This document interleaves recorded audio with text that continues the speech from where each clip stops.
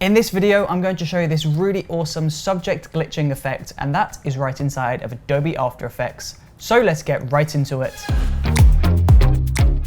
So we're going to do this effect in Adobe After Effects. So let's begin by opening up Adobe After Effects. So once you're inside of After Effects, we want to begin by creating a brand new composition. So select New Composition. We can rename this to Glitch. Make sure the width is 1920, the height is 1080, the pixel aspect ratio is square pixels, the frame rate is 23.976, resolution full, and the duration can be 10 seconds. And once all of these settings are synced up, you want to press OK. Now, that's a new composition created. Now we need to drag some footage into our composition. So you can either go into your Finder and drag this in, or you can just drag this into After Effects and drag it onto the composition. And this is our subject. So in this video, you can see me walking up towards a hotel window, and I'm going to be adding this glitch effect to myself. So I'm going to scroll through this video and find a moment where this glitching effect is going to happen. And once you've found the moment, you want to Command-Shift-D, move over a few seconds, and press Command-Shift-D again. So the glitch is going to take place on this video just here. So in order to do this effect, we want to copy and paste that middle section just once. So we've got two of those. And on the top video, we want to separate that from the background. So we're going to go up to the Roto brush and we're going to do some rotoscoping. So double click on the video, and then we're just going to draw a green line on the inside of our subject.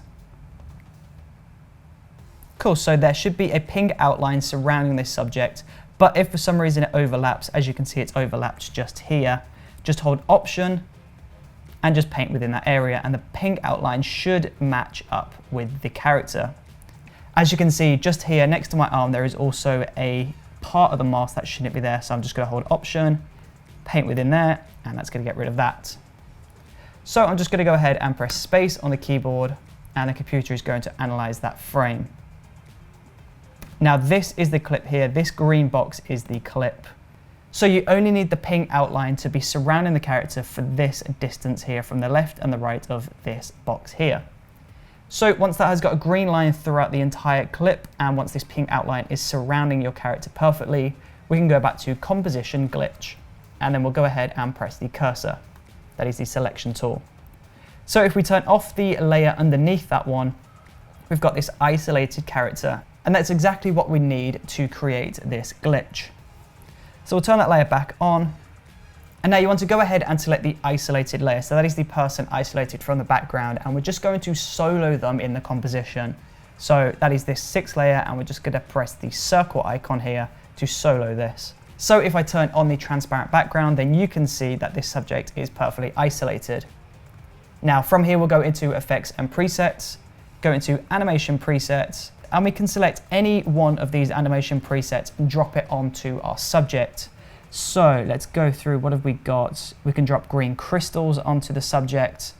And we've got this really weird crystal effect happening to our subject. If we go ahead and select lightning bend, then we've got this really cool lightning bend effect happening. That looks kind of cool. We can go pixels. We've got this really cool pixel effect happening, and in fact I think I'm going to start with the pixels. So with this preset applied to our subject, we can go ahead into Fractal Noise on the left of After Effects, and we can change the fractal type to any one of these settings. So it's completely up to you. Selecting each one of these different settings will give you a different look. So go through all of these settings and find something that works for yourself. Now moving down to noise type, we can change this from block to linear, to soft linear, to spline. So go ahead and select one of these, whichever one works for yourself. You can invert this to change this slightly. We can increase or decrease the contrast just by pulling this to the left or the right. I'm going to keep this quite low actually. We can increase the brightness, we can pull the brightness down, it's completely up to you. And then we'll move down to evolution. So I'm going to move to the very start of that movement. We'll press the stopwatch icon to remove the keyframes, then we'll create a brand new keyframe by pressing the stopwatch again.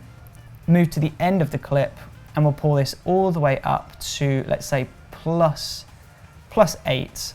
And if we play this back, then we've got this really quick glitching effect happening to our subject. So moving down to Tritone, and this is going to affect our colors. So I'm going to select our highlights to white. I'm going to turn the midtones to, let's say, pink. We'll turn the shadows to blue. And if we play this back, then we've got this really awesome glitching effect happening. So all we have to do is unsolo that layer. And if we play this back, as you can see, we've got this really cool glitching effect happening. Now, of course, you don't have to play this for as long. So all you have to do then is just pull the top clip back over to the left a bit. So it only glitches for a few keyframes. But either way, once you've added the glitching effect to the person, we want to go ahead and we want to add some effects to the camera to really emphasize this glitching effect. So we're going to go ahead and create a brand new null object. So go layer, new, null object. We'll select everything under the null object. Use the pick whip tool and drag this onto null 1. Now we'll move just before the glitch. Open up null 1 by pressing the drop down arrow. Go into transform, and we'll create a brand new keyframe on position, scale, and rotation. Now we'll move just after the glitch, so that's around here. And again, we'll create a keyframe on rotation, scale, and position. Now we'll scroll to the point where the glitch starts, and we're just going to increase the scale. We're going to add some rotation, update the position, and then we're going to move frame by frame and just add a little bit of rotation and scale differences. We can change the position if we like. We can add some more rotation in. We can take it away. It's completely up to you.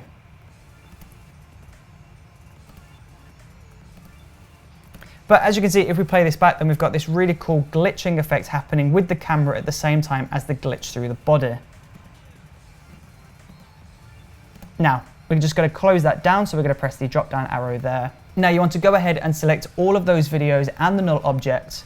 You want to right click, pre-compose, and we can rename this to glitch. Press OK on this, then we'll go up to effects and presets and search for levels. Drag levels onto the glitching layer, and just before the glitch appears, you just want to create a brand new keyframe on the histogram. Now move a few keyframes to the right, increase the input white to around 100%. Scroll to the right a few keyframes, and we'll pull this back up to 255. Now when we play this back, we've got this lightning flash at the same time as the camera movement and the body glitch. Cool. So we're going to go ahead and add one final touch to this, and we're going to turn on the motion blur. So select the motion blur here, select this box, then we'll double click the glitch pre-composition, select everything there, and again, we're going to turn on the motion blur. Now we'll go back to the glitch composition, and if we render this out and play this back, we've got this really awesome glitch effect happening. So there you go. That is how you do the subject glitch right inside of Adobe After Effects. Now, if you enjoyed watching this video, then please do let me know in that comment section below. And of course, I will see you tomorrow for another brand new video. Thank you for watching.